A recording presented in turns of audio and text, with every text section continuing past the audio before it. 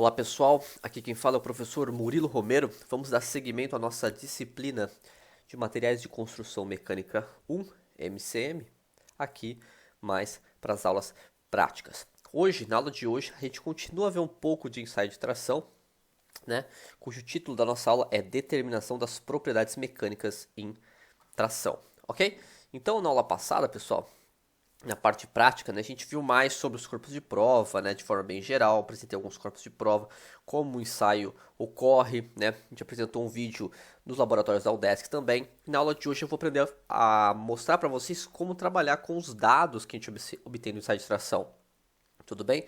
E a partir da próxima aula a gente vai abordar outros aspectos do ensaio, como por exemplo o ensaio de extração a quente, tudo bem? E mais alguns outros complementos aqui. E a gente segue a nossa disciplina, né? Então, o objetivo da aula de hoje, pessoal, é capacitar o aluno, capacitar vocês, né, a conseguir obter as propriedades mecânicas, né, a partir de um ensaio de extração, a partir das curvas obtidas no ensaio de extração, seja a curva força, deslocamento, seja a curva tensão, deformação, né, podendo ser tanto a de engenharia como a real, né?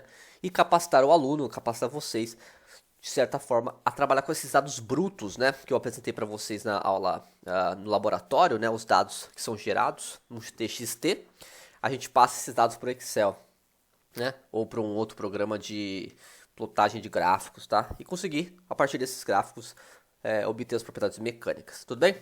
Então, a aula de hoje é bem curta, mais curta que a aula passada, e basicamente a gente vai ter dois exemplos aqui. Então, um primeiro exemplo, nesse primeiro vídeo, eu vou dar um exercício aqui para vocês, curva, né, da carga de deslocamento, e no exercício 2 vai ser trabalhar com os dados de tração do Excel, e a partir desses dois exercícios, espera-se que vocês consigam fazer o relatório dessa semana, tá?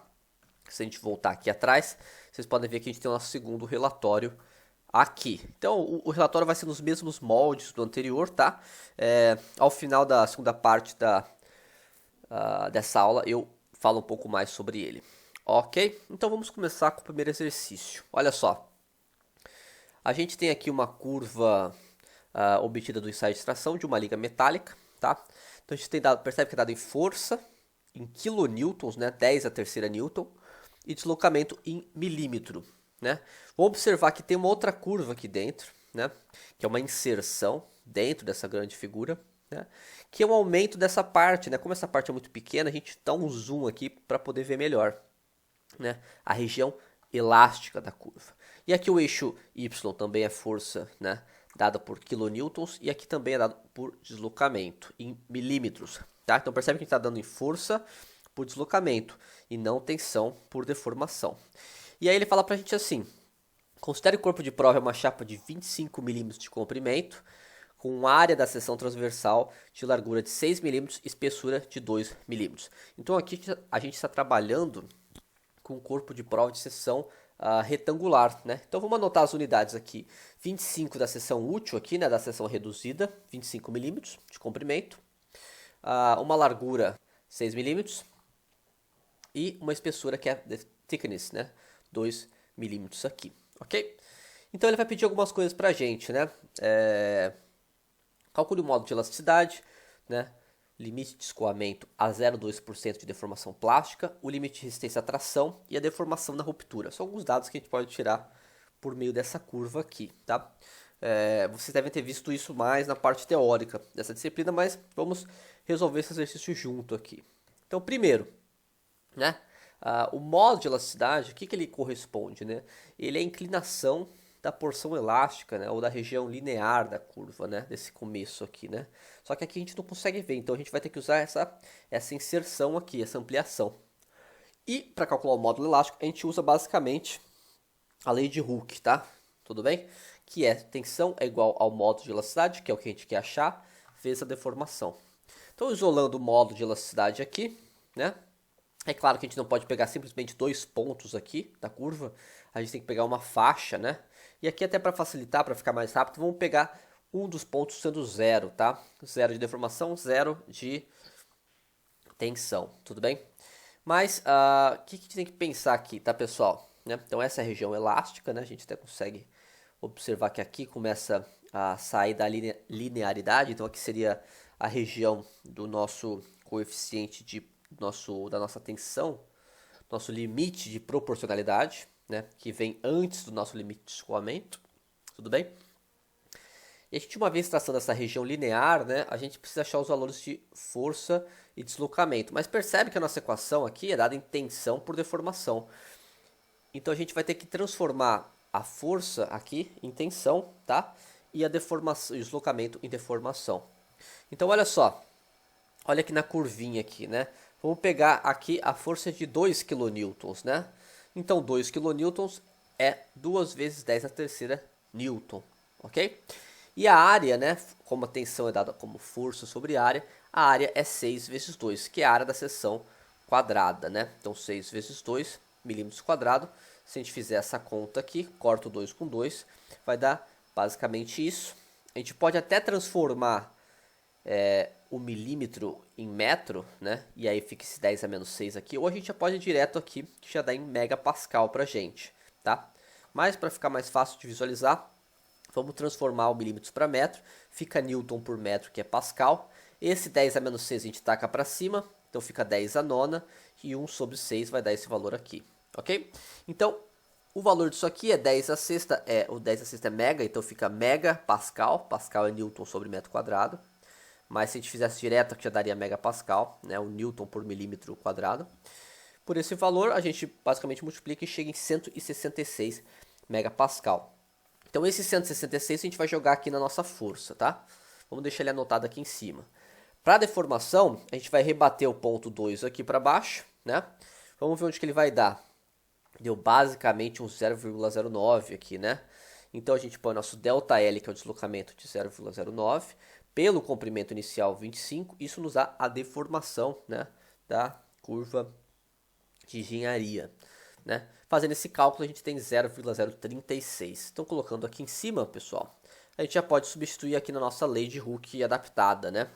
Então, 166, que é esse ponto aqui, menos 0, 0,036 menos 0, a gente acha o coeficiente angular dessa curva, que corresponde ao nosso módulo de elasticidade, né?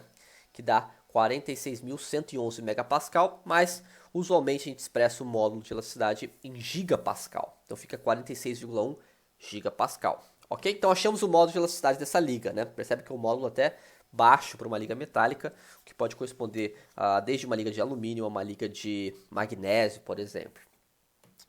Pode até ser de titânio, né? Mas como a resistência é baixa, aqui é difícil ser titânio.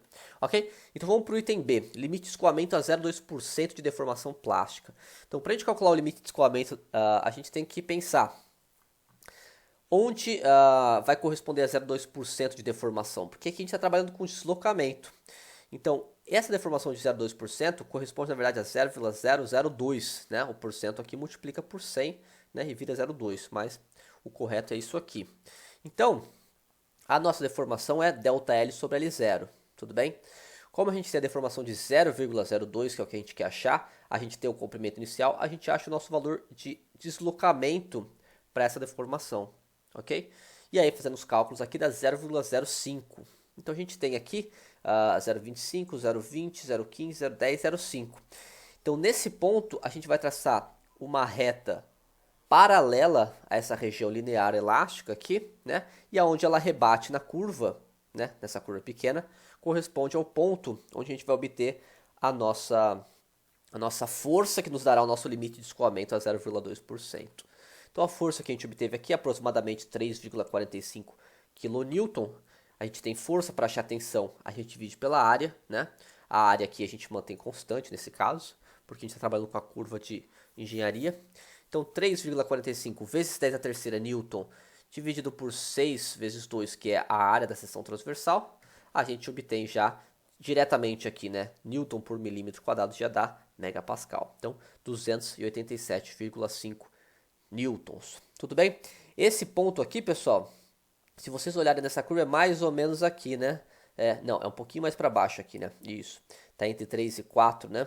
Então, ele é mais ou menos aqui que começa o nosso escoamento de 0,02%, ok? A gente usa o escoamento de 0,2% porque aqui, como a curva ela não apresenta um escoamento nítido, né? A gente não sabe exatamente em que ponto. Então é convencionado esse valor de 0,02%. Ok? Então indo para o limite de resistência à tração, né? Esse corresponde ao ponto mais alto da curva, a carga máxima obtida da nossa curva, e aqui a gente vai ter que olhar essa curva grande, né? Então, traçando apenas uma reta tangente aqui, a gente observa que esse é o ponto mais alto, tá? Que corresponde a cerca de 7 kN, ok? Para calcular a tensão, novamente, né? Então aqui LRT, limite de resistência à tração, a gente divide pela área e obtém 583 MPa. Tudo bem? Esse foi mais fácil, né? E a deformação de ruptura também bastante tranquilo. A gente apenas traça uma reta decrescente aqui, né? E onde rebate a gente tem a nossa deformação de ruptura. É claro que a gente vai obter primeiro o deslocamento, né? O nosso ΔL, que é cerca de 18 milímetros, para achar a deformação ΔL sobre L0. Então, como aqui é 18, aqui é 25, né? A gente substitui e chega em 0,72. Se a gente multiplicar por 100, dá 72%. Ok, pessoal? E aqui, basicamente, a gente termina o exercício, né? A gente conseguiu obter vários dados, né, dessa curva de ensaio de tração. Tudo bem? Então, esse exercício é basicamente a gente trabalhando com a curva, né, gerada no ensaio, né? Então, alguém te passa a curva, você trabalha para obter os dados, né? Mas uma outra forma de a gente obter os dados, né, as propriedades mecânicas, é se nos fornecerem os dados brutos do ensaio, né? Então, desde as cargas, todas as cargas e todos os valores correspondentes, né, o par carga deslocamento, a gente consegue plotar a curva e trabalhar até de forma melhor pelo Excel, que é o que a gente vai ver na parte 2 da nossa aula. Vamos lá, pessoal?